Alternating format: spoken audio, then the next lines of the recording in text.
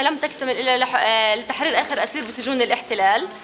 مشاعر الفرح مغلفة بالحزن على المجزرة التي يرتكبها الكيان الإسرائيلي بحق شعبنا بقطاع غزة.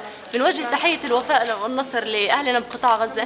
فاليوم نقدر نحكي إنه إحنا حطمنا السلاسل وأغلقت زنزانة التحقيق.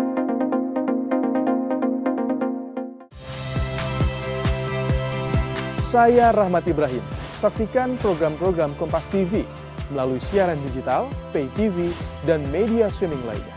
Kompas TV, independen, terpercaya.